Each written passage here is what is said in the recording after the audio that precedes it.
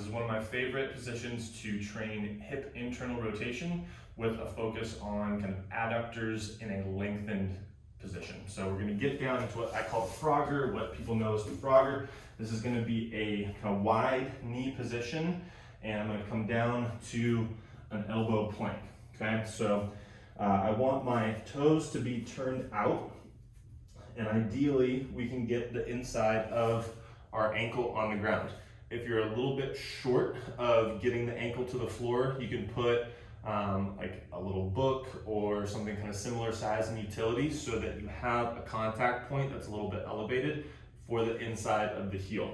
If it doesn't bother you to create that downward pressure where you're trying to push the inside of the ankle down towards the floor, then you can work into creating tension without having that little riser, but just be mindful that that is going to put a little bit more stress on the knee. So as we get down here, we get set in our position. This first part is just going to be a 2-minute stretch. So what I'm going to do is, once I've got my feet and knees set, I'm just going to start to drive slowly and push myself back until I start to feel some tension building, likely somewhere across the front of the hip or into the inside of the groin.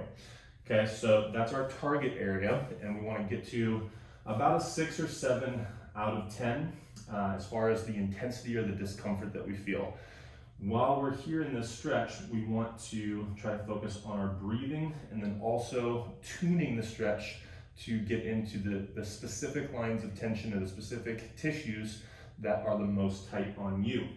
Okay, so to do this, once we've kind of found that first block where it kind of gets a little bit sharper, a little bit more uncomfortable to go deeper, then we're going to start to tune the stretch by slowly going into some lumbar extension or arching of the low back, just a little bit. And we can kind of floss back and forth here, going into some flexion and then going into some extension to find what point in that spinal position we get the greatest stretch that kind of intuitively feels like it needs it the most. And that's where we're gonna hang out, okay? So it might take a good minute or so to kind of tune the stretch to fit you. And then from there, we just wanna get a total of 2 minutes, so at least 1 more minute, maybe 2 more minutes of time under tension just in this passive position that we've been very intentional about setting up specifically. Okay, so from here, we're just working on some breathing as we sit in the stretch, trying to inhale into the lower part of the abdomen and then fill up into the rib cage. So as I inhale low and then up into the ribs, my whole torso compresses and expands.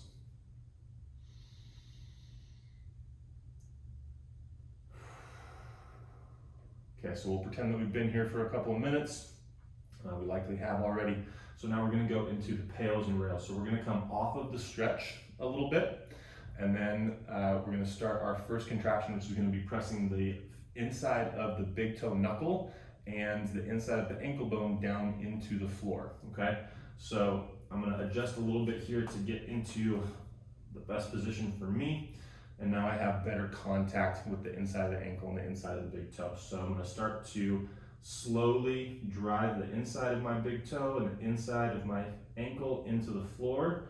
And as I start that light contraction, I'm going to do my bracing breaths. I'm going to inhale and then long exhale through the mouth. All of your air pushing out, feel the low abs contract. Then we're going to hold that squeeze of the low abs as we continue to ramp up our downward pressure with the feet into the floor. And we're going to build that pressure to a greatest, safest effort. And then we're going to hold for 10 seconds. So here we go, 10, 9, 8, 7. All this back glute stuff is really firing. 3, 2, 1, and then without letting yourself drift forward, so keep those fists and elbows pushed into the floor, start to drive the knees down into the floor, and imagine or feel those feet getting a little bit lighter on the ground. You might not even get lift off, that's okay.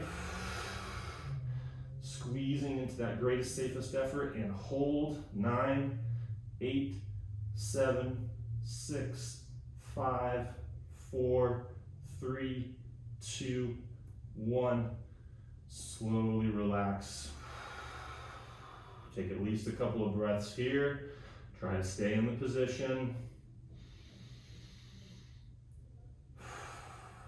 Your hips might be kind of screaming at you a little bit right now. That's okay. Just really try to breathe through it, relax into the tension. Really want to show your body that this new space, new position of the tissue is okay to be in. And then if possible, I'm just going to come a little bit back into the stretch, and then we're going to go for one more set. Okay, once you're done with that second set, likely it's going to look something like this to get out of that position, and then back to just a kneeling stance, and then we can go into something like a hip car or some sort of car variation to kind of integrate that new space that we just worked on building for hip internal rotation. So this is our Frogger, PAILs and RAILs.